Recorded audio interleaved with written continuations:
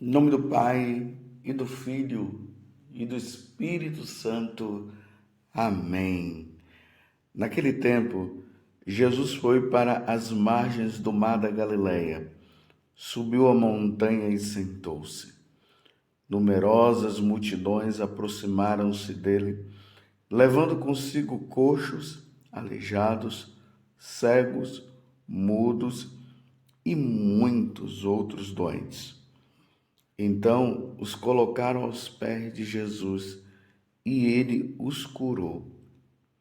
O povo ficou admirado quando viu os mudos falando, os aleijados sendo curados, os coxos andando e os cegos enxergando, e glorificaram o Deus de Israel.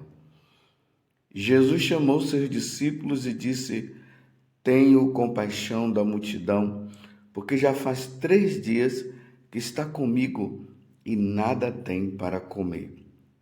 Não quero mandá-los embora com fome, para que não desmaiem pelo caminho. Os discípulos disseram: Onde vamos buscar neste deserto tantos pães para saciar tão grande multidão? Jesus perguntou: Quantos pães tendes? Eles responderam: 7 e alguns peixinhos. E Jesus mandou que a multidão se sentasse pelo chão. Depois, pegou os 7 pães e os peixes, deu graças, partiu-os e os dava aos discípulos, e os discípulos às multidões. Todos comeram e ficaram satisfeitos e encheram 7 cestos com os pedaços que sobraram. Palavra da salvação, glória a vós, Senhor.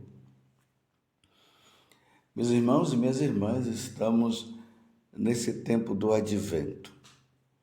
O tempo de advento é um tempo de espera. Os verbos, eles estão sempre no futuro. O Senhor virá, o Senhor não tardará. Sempre assim. Primeiro há uma preparação, sim, para o Natal, como eu tenho dito. Então estamos nos preparando para lembrar, para reviver a primeira vinda de nosso Senhor Jesus Cristo, mas a Igreja Católica se encontra numa expectativa também da grande promessa que Jesus deixou para os apóstolos e, enfim, falando para os apóstolos, ele está falando para toda a igreja. O Senhor voltará, eu retornarei, o Senhor disse. Ao toque da trombeta, eu retornarei com os anjos e ali eu vou separar. Aqueles que foram fiéis irão comigo para o céu, e aqueles que não querem saber de mim serão condenados, irão para a condenação. O convite para nós nesse tempo é vigiai. Vigiai, vigiai, vigiai. Estejam preparados, não fiquem dormindo. É tempo de estar acordado.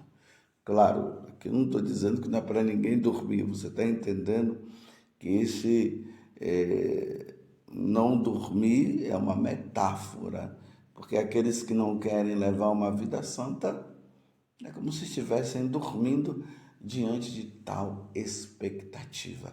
Aguardemos, meus irmãos, com muita alegria no coração, vigiando para não cair no pecado.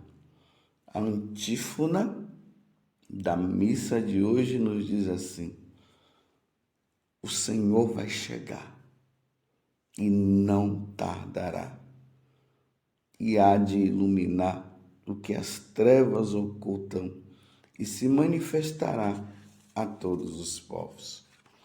No Evangelho de hoje, nós estamos aqui no Evangelho de São Mateus, capítulo 15, do versículo 29 até o 37. Nós estamos vendo uma realização do que Isaías já havia falado lá no Antigo Testamento. Antes de Jesus vir, ele já profetizava que o Messias iria fazer grandes milagres. E realmente é o que está acontecendo aqui. Numerosas multidões aproximaram-se dele, levando consigo coxos, aleijados, cegos, mudos e muitos outros doentes. Então os colocaram aos pés de Jesus e ele os curou. Nosso Senhor, ele veio, na primeira vinda. Na primeira vinda, Jesus veio curar todos os nossos males. Os males físicos e muito mais do que os males físicos, os espirituais.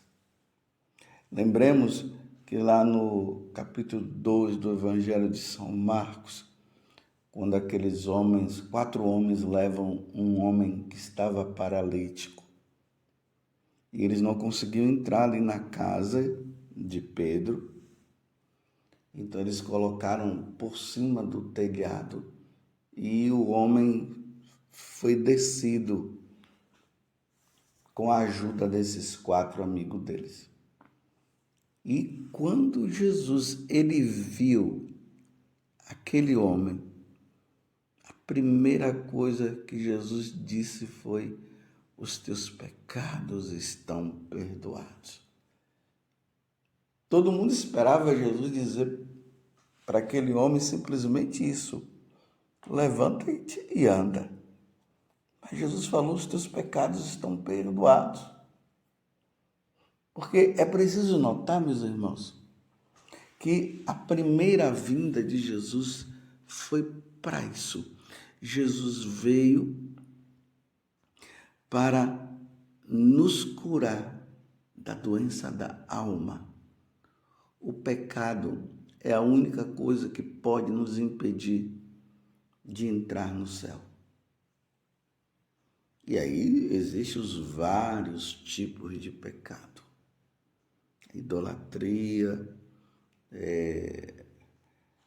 os pecados contra a sexualidade. Aí tem os mandamentos que são justamente a indicação do que são os pecados que nos impedem de entrar no céu. Está tudo ali. Então Jesus vem nos curar desse mal que entrou na nossa vida por causa de Eva e Adão lá no paraíso, quando eles desobedeceram a Deus. Então agora Jesus vem, ele vem para destruir o demônio, destruir o pecado e destruir a morte, que foi fruto deste pecado original, a morte. A primeira vinda foi isso que Jesus veio fazer. E quando Isaías profetizou, lá no livro do Deuteronômio também, já dizia que o grande profeta, o Messias, quando viesse, ele iria realizar esses grandes prodígios, esses grandes milagres. Agora nós estamos vendo aqui no Evangelho de São Mateus, a concretização assim material desses grandes milagres que Jesus fez. E o grande milagre, a libertação nossa completa de todo o mal que nos impediria de entrar no céu se realizou na cruz quando ele morreu. E ali nós fomos salvos. E agora a resposta depende de cada um de dizer se quer ou não ir para a eternidade no céu, porque para a eternidade todos nós iremos, mas vai depender de ir para o céu ou para o inferno, vai depender de uma resposta nossa, de seguirmos o Senhor ou não. Quem segue o Senhor vai para o céu, quem não segue vai para a condenação eterna. Mas nesse evangelho também existe um detalhe. Depois, Jesus, vendo que aquela multidão iria voltar para casa, já era tarde, estavam sem comer, eles tinham se alimentado sim da palavra de Deus. Agora eles precisavam também se alimentar materialmente. Eu estava vendo também que eles estavam com fome. E aí acontece esse milagre da multiplicação dos pães, que em outras passagens do Evangelho vai dizer que foram mais de 5.000 pessoas que foram alimentadas, sem contar as mulheres e as crianças. Então todos foram alimentados. E aqui há uma outra profecia, uma profecia grandiosa. Jesus já começa a preparar tanto os discípulos como os apóstolos para o alimento espiritual. O alimento espiritual que é a Eucaristia. Isto é meu corpo, isto é meu sangue. Fazer isto em memória de mim. E ali no capítulo 6 do Evangelho de São João, logo depois da multiplicação dos pães, Jesus começa a fazer um grande sermão que vai se dar ali às margens do mar da Galileia e que vai culminar dentro da sinagoga de Cafarnaum. Jesus dizendo: eu sou o pão do céu. Eu sou o pão do céu. Quem come deste pão jamais morrerá. Eu sou o pão do céu. Quem come da minha carne e bebe do meu sangue, porque aí Jesus já começa a falar não mais do pão em si, mas o pão transubstanciado que acontece dentro do sacrifício da Santa Missa. Quando o sacerdote pronuncia as palavras de Jesus: isto é meu corpo, isto é meu sangue. Aí agora Jesus já fala de carne, da carne dele. Quem se alimenta da carne dele e bebe do sangue dele, porque aquele vinho transubstanciado se transforma no sangue de Jesus. Isso acontece, como eu já falei, dentro do sacrifício da Santa Missa. Quem bebe do meu sangue, eu ressuscitarei do último dia. Quem come da minha carne, eu ressuscitarei no último dia. Terá a vida eterna. Ele permanecerá na pessoa e a pessoa vai permanecer nele. Outra profecia. Então, meus irmãos, neste tempo, aonde nós aguardamos a segunda vinda de nosso Senhor Jesus Cristo, nós precisaremos ser curados na nossa alma. Por isso nós estamos vendo no Evangelho essas diversas curas que Jesus faz. E isso acontece, curando dos males físicos, para mostrar que Jesus veio nos curar dos males espirituais, e o grande mal espiritual é o pecado. Mas para nós permanecermos na graça, depois que nós somos curados dos males espirituais, nós necessitaremos de duas coisas importantes na nossa vida: a palavra de Deus, que vai nos fortalecendo, que vai nos indicando o caminho por onde nós devemos seguir. Essa palavra que vai nos dando força também, para nós não sermos contaminados pela palavra mundana que nos afasta de Deus. E aí o diabo está fazendo de tudo para que nós esqueçamos a palavra. Por isso ele coloca preguiça. Você já sentiu preguiça de ler a palavra de Deus? De meditar a palavra de Deus? De ler a vida dos santos? De ler os ensinamentos da igreja? É o diabo que faz isso. Ele coloca justamente essa preguiça para nós não nos alimentarmos da palavra de Deus. E o fato de nós não nos alimentarmos da palavra de Deus, o que é que vai acontecer conosco? Nós vamos nos enfraquecer. Você entendeu?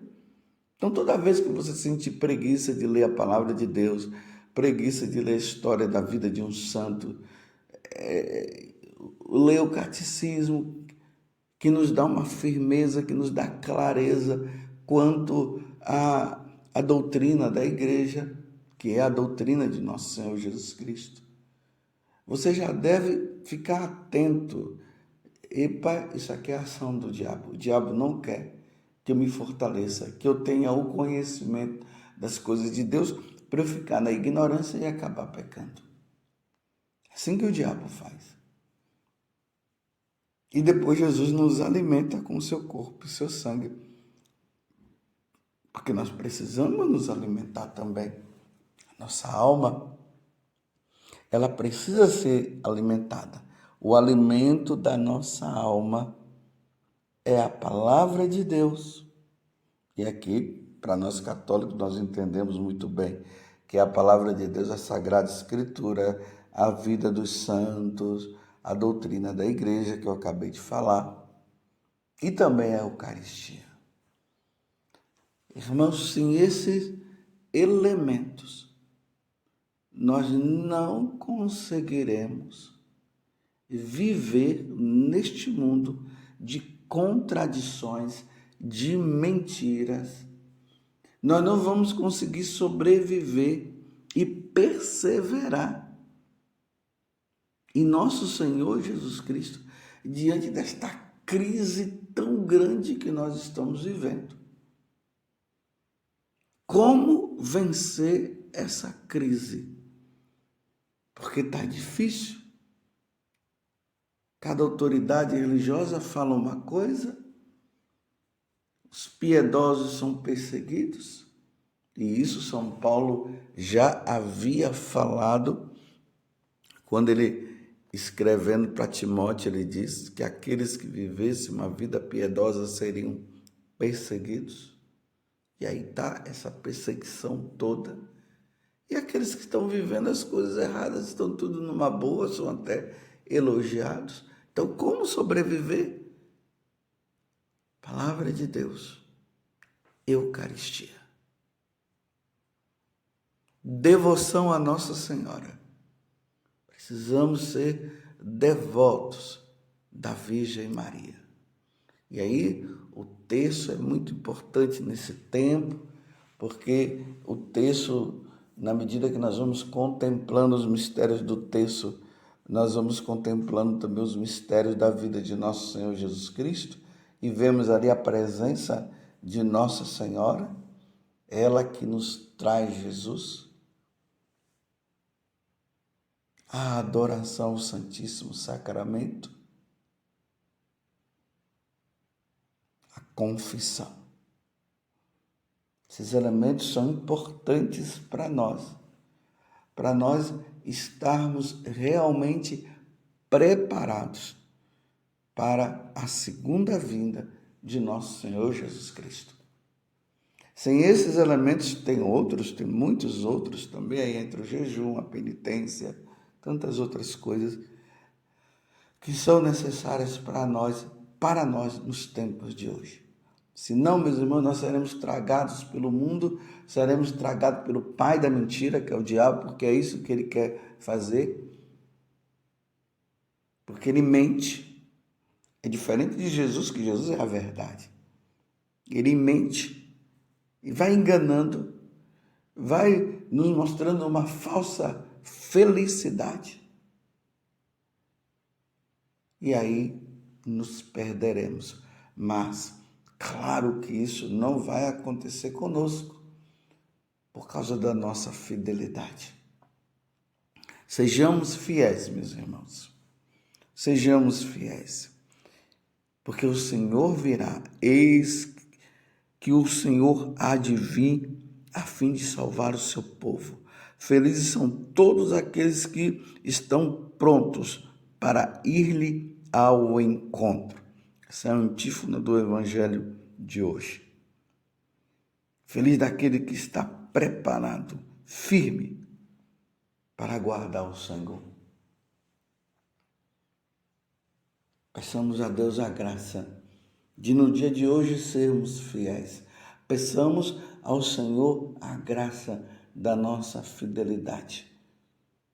E como nós estamos nesse tempo de advento, vamos dizer: Maranatá, vem Senhor Jesus, vem Senhor Jesus. Louvado seja nosso Senhor Jesus Cristo, para sempre seja louvado, e a sua mãe, Maria Santíssima.